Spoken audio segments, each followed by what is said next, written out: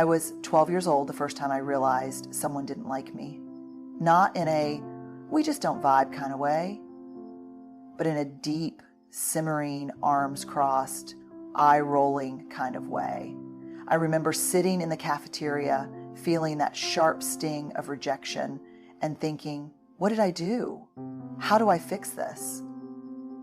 That question haunted me for years. I became a master at softening my edges, shifting my tone, adjusting who I was, because if I could just be likable enough, I could avoid the ache of being disliked. And let's be real, most of us have played that game at some point. We shape-shift, we perform, we make ourselves smaller just to sidestep disapproval. But here's the truth no one tells you. If you're going to live fully, if you're going to step into your own power, if you're going to show up as you, someone somewhere is going to hate it. So let's talk about it. When you start embracing who you are, really embracing it, you disrupt the status quo. People are used to you being predictable, agreeable, digestible. The moment you stop filtering yourself for their comfort, they feel unsettled. Not because you've done something wrong, but because they don't know what to do with a person who refuses to shrink. I remember a woman, let's call her Sarah, who spent most of her life playing the role people expected of her. She was the nice one, the one who never made waves, the one who stayed quiet even when she had something important to say. She had this ability to read a room and adjust herself accordingly, like a social chameleon. But one day something shifted. She got tired of biting her tongue, tired of making herself smaller, tired of saying yes when everything in her wanted to say no. So she stopped. She started speaking up in meetings. She started setting boundaries. She stopped apologizing for things that didn't need an apology. And you know what happened? Some people didn't like it. Friends who were used to her always saying, whatever works for you, suddenly found her difficult. Colleagues who were used to her being the peacemaker started calling her too much. And that hurt, because for a long time she believed that if she was just kind enough, just accommodating enough, just small enough, people would like her. And they did, until she stopped making herself convenient. That's the tricky part about stepping into who you are. People like the version of you that serves them best. The moment you step outside of that, the moment you stop prioritizing their comfort over your own authenticity, some of them will struggle with it. Not because they're bad people, but because they built an expectation around who you were supposed to be. And expectations are tricky things. Here's where the research comes in. Human beings crave certainty. We like predictability. The brain is wired to create patterns, to categorize people and situations into something manageable. So when someone suddenly changes the way they show up, especially if that change means they're no longer as pliable or easy to control, it disrupts the narrative we've built about them. And disruption, that makes people uncomfortable. But here's what I need you to hear. Their discomfort is not your problem to solve. You are allowed to change. You are allowed to grow. You are allowed to stop being the version of yourself that made everyone else's life easier while making your own life harder. A friend of mine, a therapist, once told me, when people are used to you having no boundaries, the moment you set one, they experience it as betrayal. And that's real.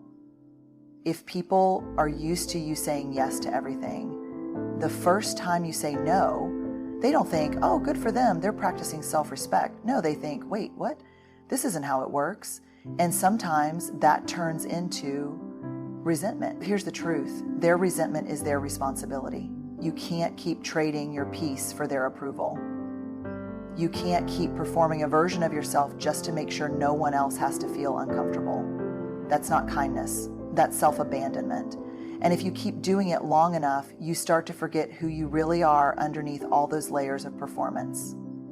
So, yeah, some people won't like it when you stop shrinking. Some people will try to pull you back into the shape that made sense to them. And I won't lie to you, that part can be painful. It's hard to watch relationships shift. It's hard to sit in the discomfort of being misunderstood. But you know what's even harder? Waking up one day and realizing you spent your whole life being a version of yourself that never felt like you. So let them be uncomfortable. Let them feel what they feel. You don't have to carry it for them. Being disliked isn't the worst thing in the world. You know what is? Living in a way that keeps everyone else comfortable while betraying yourself. We think rejection is the enemy, but the real enemy is self-abandonment. If the price of being truly yourself is losing a few people who were never meant for you, well, that's a trade worth making. I once had a conversation with a woman who told me she felt like she was suffocating in her own life. She had a good job, a solid friend group, a family that loved her. On paper, everything looked great. But when she was honest with herself, she admitted she felt like a stranger in her own story. She had spent years making choices that weren't really hers. She majored in what her parents wanted her to major in. She took a job she didn't love because it was responsible. She said yes to plans she didn't want to go to, agreed with opinions she didn't share, and kept her true thoughts locked away because, deep down, she was terrified that if she showed up as her real self, people would leave. So she played it safe. She made herself likable. And in doing so, she lost herself. Sound familiar? Most of us have been there in some way. Maybe not on that scale, but in little ways. The offhanded laugh at a joke that didn't sit right. The silence when we should have spoken up. The habit of saying, oh, I don't care, whatever you want, when we really do care. And we tell ourselves it's just being polite, just keeping the peace, just making things easier. But easier for who? Here's something that's hard to admit. When we spend our lives managing how other people feel about us, we are negotiating our worth on their terms. We are letting their approval decide who we get to be. Man, I don't know about you, but I don't want my life to be a series of performances, carefully curated to avoid upsetting anyone, because, let's be clear, people will be upset. Not everyone is going to cheer when you start setting boundaries. Not everyone will be thrilled when you stop saying yes to things that drain you. Some will call you selfish. Some will say, you've changed. And you know what? They're right. You have changed. You have stopped betraying yourself. And that is not a bad thing. Research shows that our brains are wired for connection. We are literally built to seek belonging. But belonging is not the same as fitting in. Fitting in is about molding yourself into whatever shape will get you accepted. Belonging is about showing up as yourself, fully and unapologetically, and trusting that the right people will see you, hear you, and accept you. Not because you made yourself small enough to fit their world, but because you had the courage to take up space in your own. And yes, that means some people will walk away. Some people will misunderstand you. Some will whisper about you when you leave the room. That's uncomfortable. I won't sugarcoat that.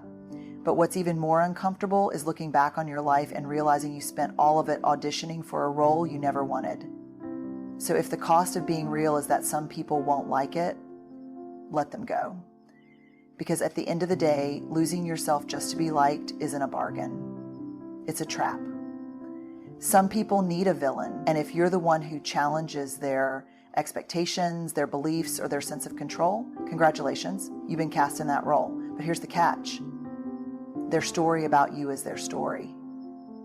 It's not your truth to carry. I had a friend who went through a major shift in her life. For years, she was the reliable one, the fixer, the person everyone turned to when things got hard, and she loved helping until she realized that her kindness had turned into an expectation, a silent contract she never agreed to. She was always the one who dropped everything, always the one who made the sacrifices, and slowly it started to take its toll. So she made a decision. She stopped over-explaining. She stopped showing up for people who only called when they needed something. She started saying no. And almost instantly, she became the problem. People who had once praised her for being so selfless suddenly found her selfish. Friends who had relied on her unquestioning loyalty now called her distant, difficult, ungrateful. She was shocked. Had I really changed that much? She wondered. Or had I just stopped playing a role they needed me to play?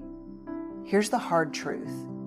When people benefit from you staying small, they will resent you when you stop.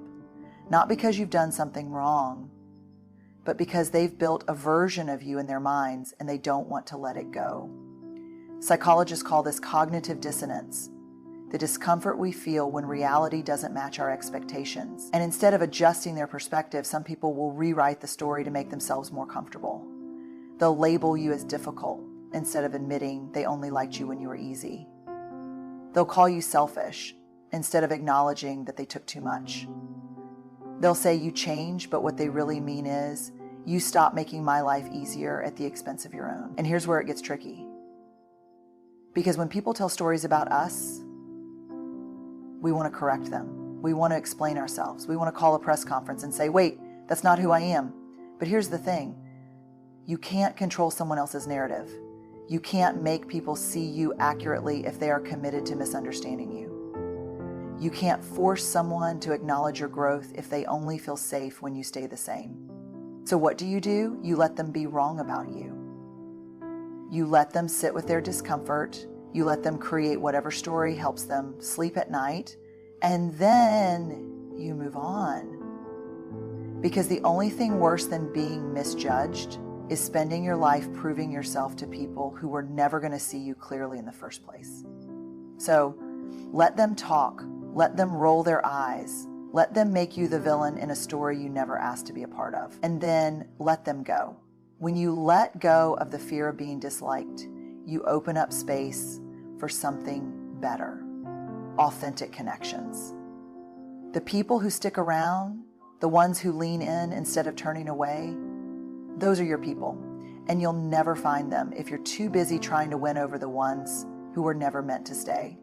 I once met a woman who had spent years being the person everyone expected her to be. She laughed at the right jokes, agreed with the right opinions, played the part so well that even she started to believe it. And for a long time, it worked. She had friends, she had approval, she had that warm, reassuring feeling that she was liked. Until one day, she started asking herself a terrifying question. If I stopped performing, if I stopped shape-shifting, if I showed up as exactly who I am, would they still want me here? That question sat in the pit of her stomach like a stone. Because deep down, she knew the answer. So she made a choice. She started letting her real thoughts out. She stopped saying yes when she meant no. She stopped agreeing just to keep the peace. She stopped making herself small just to fit into spaces that were never built for her in the first place. And just as she feared, some people didn't like it. Some distanced themselves. Some whispered, she's different now. And she was. Because here's the thing. When you start being honest about who you are, your relationships will shift. Some will fade. Some will fall apart. And that's not a sign that you've done something wrong. That's a sign that you've stopped auditioning for acceptance. But something else happens too. The people who do stick around, the ones who don't flinch when you stop playing the part, the ones who say, finally I see you instead of I miss the old you, those people are gold. Those are the ones who see your messy, complicated, unpolished self and don't run away. They don't need you to fit a mold because they weren't here for the mold in the first place. They were here for you. And I won't lie to you. Getting to those people requires walking through the discomfort of being misunderstood. It means letting go of some relationships you once clung to. It means making peace with the fact that not everyone is going to come with you. But the cost of avoiding that discomfort, a life spent surrounded by people who don't really know you. So yes, some people will leave. Some people won't get it. Some people will talk about you in rooms you're not in, but the ones who stay, they'll be the ones who never needed you to be anything other than who you are. And those people, they are worth everything you had to let go of to find them. Courage isn't about being fearless. It's about showing up even when you know some people won't approve. It's about choosing integrity over popularity. It's about deciding that your voice, your values, and your vision are worth more than universal acceptance. I once met a man who spent years making himself agreeable. He had mastered the art of saying what people wanted to hear. He was likable, charming, easy to be around, and for a long time, he thought that was enough, until the day he had to make a choice that wasn't easy. His company was making decisions that didn't sit right with him. He knew speaking up might cost him relationships, maybe even his job. He wrestled with it, stayed up at night playing out the different scenarios, wondering if it was worth it. And then one morning, as he was getting ready, his young daughter asked him, "Daddy, what do you do at work?" And he froze. Because he wanted to tell her that he stood for something. That he made choices based on what was right, not just what was safe. That he wasn't the kind of person who stayed silent just to avoid conflict. But in that moment, he realized he wasn't sure if he could say that. So he spoke up, and sure enough, it wasn't easy. He lost people he thought would always have his back. He was called difficult and dramatic. Some of the same people who once praised his character suddenly found him too much. But here's what else happened. He could finally look himself in the mirror and know without a doubt that he was living in alignment with his values. He could answer his daughter's question with honesty. And that, he told me, was worth more than every friendship, every job, every ounce of approval he had lost. Because at the end of the day, that's what courage is. It's not loud. It's not always about grand gestures. Sometimes it's simply standing in the truth of who you are, even when it shakes, even when it costs you. And I won't lie to you, sometimes it will cost you. Sometimes doing what's right for you will be inconvenient for others. Sometimes people will be uncomfortable with your boundaries, your voice, your refusal to shrink. But their discomfort is not an invitation for you to change. It's a sign that you are stepping into yourself. And the beautiful thing, when you do that, you give other people permission to do the same. Because courage is contagious. When you choose to show up fully, you create space for others to do it too. You remind people that they don't have to trade their truth for approval, that they don't have to live their lives in fear of being misunderstood. So let them misunderstand you. Let them talk. Let them walk away, because the cost of their approval is you. And that's a price you should never have to pay. At the end of the day, you have to ask yourself one question: whose life am I living? Mine or theirs? Because if you spend your days chasing approval, making yourself small, bending and twisting to keep everyone comfortable, you'll wake up one day and realize you built a life that doesn't even feel like yours. And that's too high a price to pay. So let them hate you. Let them roll their eyes. Let them tell whatever story makes them feel better. Because while they're busy talking about you, you'll be busy becoming you. The people who truly matter, the ones who see you, value you, love you, they won't need you to be anything other than exactly who you are. And the ones who do, they were never meant to stay. So be bold, be real, be fully you. And if that makes some people uncomfortable, let it. Good luck, and thank you for showing up for yourself, for your truth, and for the life you are meant to live.